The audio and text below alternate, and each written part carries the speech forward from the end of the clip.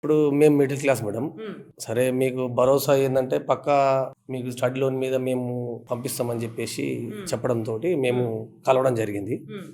కలిసినందుకు చాలా సంతోషం. మాకు కూడా బ్యాంక్ వాళ్ళు కూడా క్రెడిట్ వాళ్ళు కూడా సహకారం మంచిగానే ఉన్నది. మా స్కోర్ లెవెల్ తోటి కూడా బ్యాంక్ లోన్ కూడా శాంక్షన్ అయింది. ఎంత వరకు వచ్చింది సార్ స్కాలర్షిప్? స్కాలర్షిప్ వచ్చేసి 4,000. 4,000 పౌండ్స్.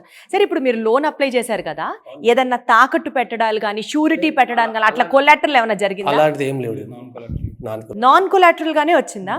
అంటే మీకు ఆ విషయం తెలుసా, లేకపోతే ఇక్కడికి వచ్చినా తెలుసుకొని హ్యాపీ ఫీల్ అయ్యారా? అంటే 2-3 సార్లు వీడియోలు చూశాను కాబట్టి ఈ మనకు నాన్ కొలాటరల్ తోటి వస్తుందని చెప్పేసి భరోసాతోటి ఇక్కడికి వచ్చాను మేడం. భరోసాతోటే వచ్చారు. సో ఓవరాల్ మీ ఎక్స్పీరియన్స్ ఏంటి చెప్పండి? సంతోషం మేడం. బాబు ఒకవేళ మాస్టర్ అక్కడ కంప్లీట్ అయ్యి రావాలని చెప్పేసి మంచిగా. వండర్ఫుల్.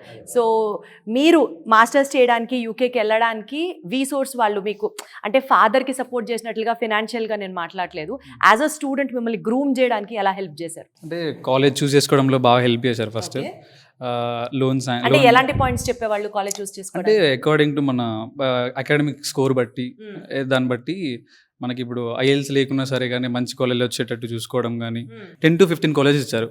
ఆ కాలేజెస్ మంచి కాలేజెస్, నేను చాలా ట్రై చూశాను. 15 కాలేజెస్ వరకు ఉన్నాయి.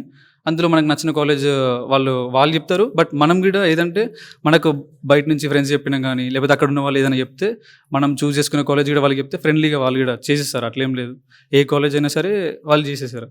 సో నేను టీ సైడ్ చూస్ చేసుకున్నాను ప్రజెంట్. సో మాక్సిమం మీకు ఒక డెసిషన్ తీసుకోవడానికి వాళ్ళు సపోర్ట్ చేస్తారు. Wonderful, thank you so much, all the very best.